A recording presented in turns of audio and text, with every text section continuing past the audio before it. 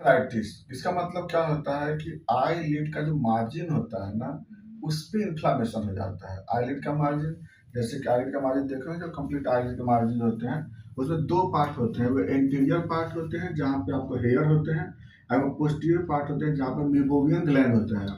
Anterior में hair, posterior में मेबोवियन gland. तो इसमें जो इन्फ्लामेशन हो जाता है ना, किसी में भी, किसी पार्ट पे भी, लेकिन पूरे आईलिड मार्जिन पे इन्फ्लामेशन होता है, उसको ब्लेफराइटिस बोलते हैं। तो अब ये होते हैं, ये तीन वैराइटीज के होते हैं। और इंटीरियर वाला जो हेयर वाला पार्ट पे होता है तो उसका एंटीरियर ब्लेफराइटिस बोलते हैं। अगर बीच वाले पार्ट पे होता है जहाँ मेबोवियन ग्लैंड होते हैं तो उसको उसको पोस्टीरियर ब्लेफराइटिस बोलते हैं। और दोनों में हो जाता है तो उसको लोग मिक्स्ड बोलते हैं, मिक्स्ड ब्लेफराइटिस बोलते हैं। इसके कारण क्या होते हैं? इसके कारण बैक्टीरिया है, चाहे स्टेप्टोकोकस है, स्टेफाइलोकोकस है, वायरस में आपको आते हैं। इस वजह से फ्लू वायरस हो जाते हैं, फिर हर्पिस वायरस हो जाते हैं। और अगर इसमें फंगस के बारे में बात करें तो स्पर्जिलस हो जाते हैं।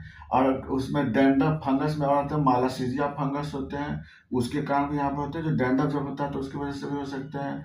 या लाइस का जो ओवा होता है ना, वो भी आके डिपोजिट कर जाते हैं, उससे भी इन्फ्लामेशन होते हैं।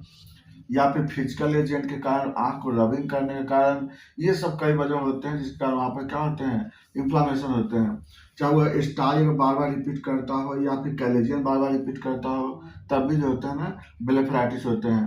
तो ये सब ब्लेफराइटिस के कारण होते हैं। अब क्या देखिएगा, क्या सिम्टम में क्या होता है ना, कि बहुत ज़्यादा इचिंग होते हैं। सबसे पहला सिम्टम होता है कि आई लिड के मार्जिन में बहुत सीवियर इचिंग होते हैं, पेन भी होते हैं, इरिटेशन भी होते रहता है, स्वेलिंग हो जाता है। यहाँ पे आईलिड मूव करने में क्या होता है ना, पेशेंट में हैवीनेस और पेन डेवलप होते रहता है। यह हो गया क्या, इसमें सिम्टम हो जाते हैं। देखने पे क्या होगा ना, आप ऐसे देखोगे ना, तो आईलिड के मार्जिन पे है ना, मार्जिन पे व्हाइट व्हाइट कलर के क्रस्ट दिखाई देते हैं, व्हाइट कलर के, पेल कलर के क्रस्ट मिलते रहते हैं वहाँ पे आपको बार बार। वहाँ पे जब भी देखें तो आप कुछ ना कुछ डिपोजिट होते रहेंगे आपको। और इचिंग और डिपोजिशन बहुत कॉमन सिम्टम होते हैं इसमें।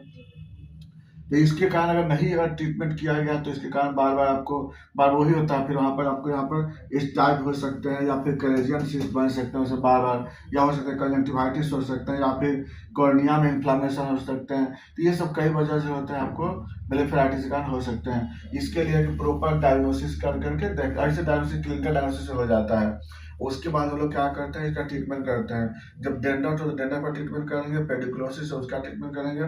ऐसे इसके लिए मेडिसिन में तो ग्रेफाइटिस टॉप मोस्ट के मेडिसिन होते हैं इसमें।